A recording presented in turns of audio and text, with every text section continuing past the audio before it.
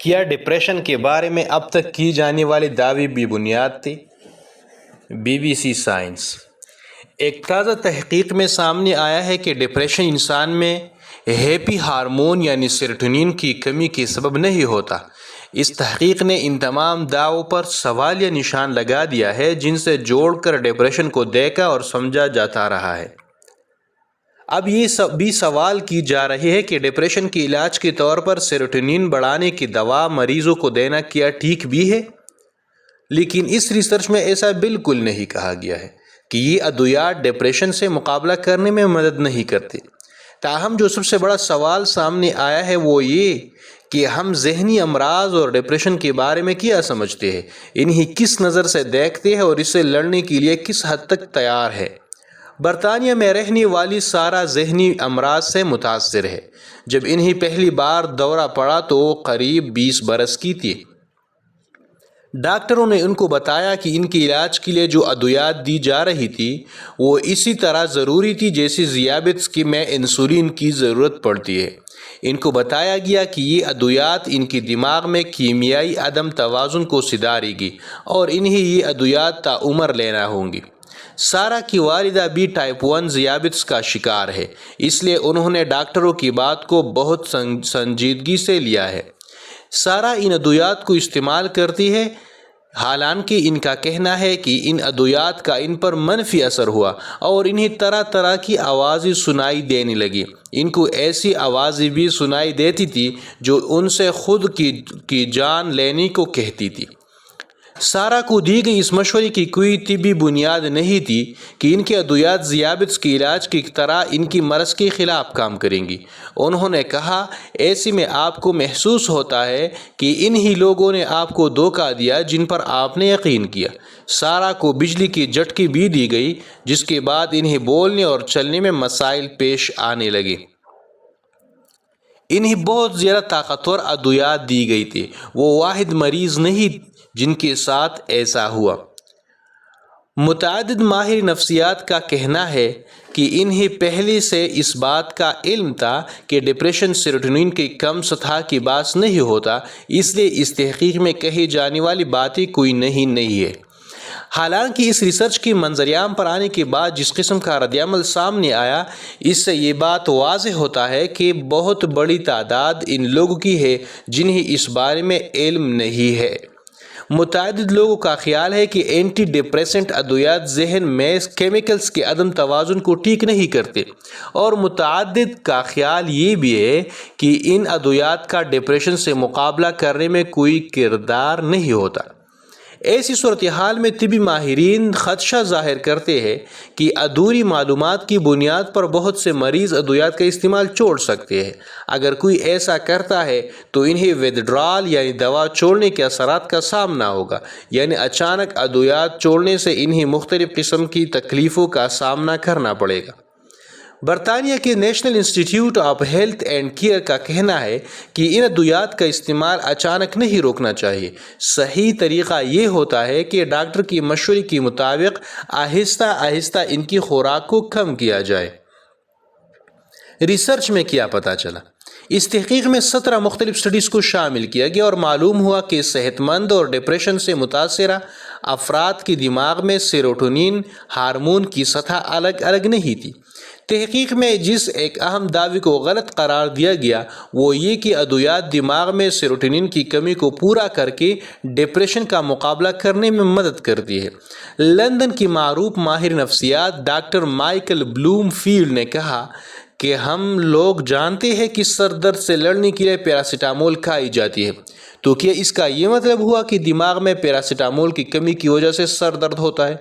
کیا anti depressant ادویات کا کوئی فائدہ بھی ہے؟ محققین کا دعویٰ ہے کہ ڈپریشن کے خلاف استعمال ہونے والی ادویات اس طرح کام کرتی ہے جیسے میٹھی گولیاں۔ اگر آپ سے کہا جائے کہ یہ میٹھی گولی آپ کی دوائی ہے تو آپ ذہنی طور پر خود بخود بہتر محسوس کرنے لگتے ہیں۔ محققین کے درمیان یہ موضوع بحث ہے کہ ایسا کرنے سے کیا فائدہ ہوتا ہے۔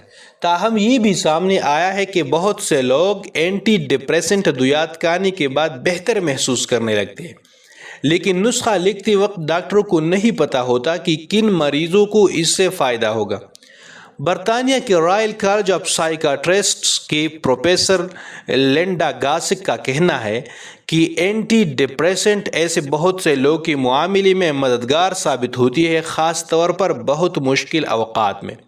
لیکن سیروٹونین اور ڈپریشن کے تعلق کے بارے میں اس طرح ریسرچ پیپر کو لکھنے والے سائنسدانوں میں سے ایک پروفیسر مونکرف کا کہنا ہے کہ ادویات بنانے والی کمپنیاں جو ریسرچ کرتی ہے وہ بہت کم عرصے پر مبنی ہوتی ہے، اور ڈپریشن کی مریض علاج کے چند ہی ماہ کے اندر کیسا محسوس کرنے لگتی ہے، اس بارے میں ابھی زیادہ معلومات نہیں ہے۔ پروفیسر کاسک کا کہنا ہے کہ آپ کو مریضوں کو بتانا ہوگا کہ آپ ان کی ادویات کی ضرورت پر بار بار غور کرتے رہیں گے اور اس سے زیادہ عرصے تک ادویات کھانے کا مشورہ نہیں دیں گے جتنی ضرورت ہوگی۔ ان کا خیال ہے کہ عام طور پر ڈاکٹر ایسا نہیں کرتے۔ سیروٹونین سے متعلق ریسرچ کرنے والے سائنسدان کہتے ہیں کہ یہ بات واضح ہونے کی ضرورت ہے کہ جہاں ایک طرف اس بات کا خطرہ ہے کہ ڈپریشن علاج کے بغیر اور بگڑتا نہ چلا جائے، وہی دوسری جانب یہ خدشہ بھی ہے کہ اینٹی ڈپریسنٹس کے استعمال سے کچھ لوگوں کو شدید منفی اثرات کا سامنا کرنا پڑ سکتا ہے۔ نیشنل انسٹی ٹیوٹ for health and care excellence کے مطابق منفی اثرات کے طور پر متاثرین کو خودکشی کرنے کے خیالات آ سکتے ہیں، وہ خود اپنی جان لے بھی سکتے ہیں، جنسی تعلقات قائم کرنے میں دشواری ہو سکتی ہے، جذباتی طور پر وہ سن محسوس کر سکتے ہیں یا نیند نہ آنے کا مسئلہ بھی ہو سکتا ہے۔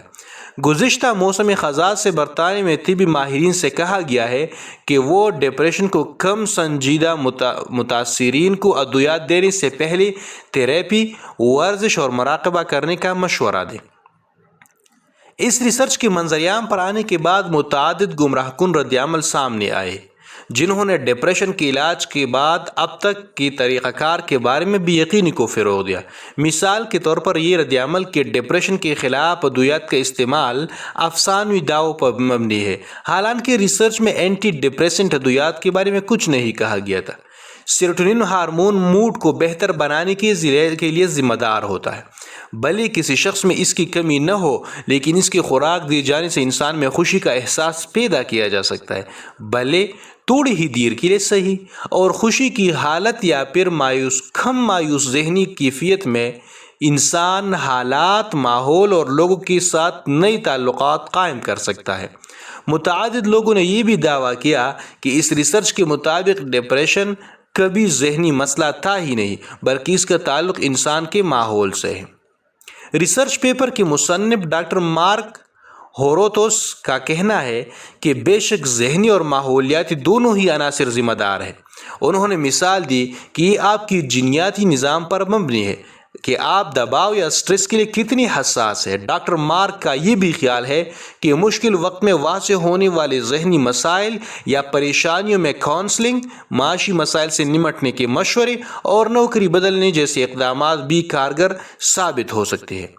بی بی سی نے جتنی بھی ماہرین سے بات کی وہ سبھی ایک بات پر متفق ہیں، مریضوں کو اس بارے میں مزید معلومات ہونی چاہیے اور انہیں اس بارے میں تفصیل سے بتایا جانا چاہیے تاکہ وہ اپنے حالات کے مطابق خود اپنے حق میں صحیح فیصلہ کر سکیں۔ کیا ڈپریشن کے بارے میں اب تک کی جانے والے دعوے بے بنیاد تھے؟ بی بی سی سائنس۔ ایک تازہ تحقیق میں سامنے آیا ہے کہ ڈپریشن انسان میں ہیپی ہارمون یعنی سیروٹونین کی کمی کے سبب نہیں ہوتا۔ اس تحقیق نے ان تمام دعووں پر سوالیہ نشان لگا دیا ہے جن سے جوڑ کر ڈپریشن کو دیکھا اور سمجھا جاتا رہا ہے۔ اب یہ بھی سوال کی جا رہی ہے کہ ڈپریشن کے علاج کے طور پر سیروٹونین بڑھانے کی دوا مریضوں کو دینا کیا ٹھیک بھی ہے؟ لیکن اس ریسرچ میں ایسا بالکل نہیں کہا گیا ہے کہ یہ ادویات ڈپریشن سے مقابلہ کرنے میں مدد نہیں کرتے۔ تاہم جو سب سے بڑا سوال سامنے آیا ہے وہ یہ کہ ہم ذہنی امراض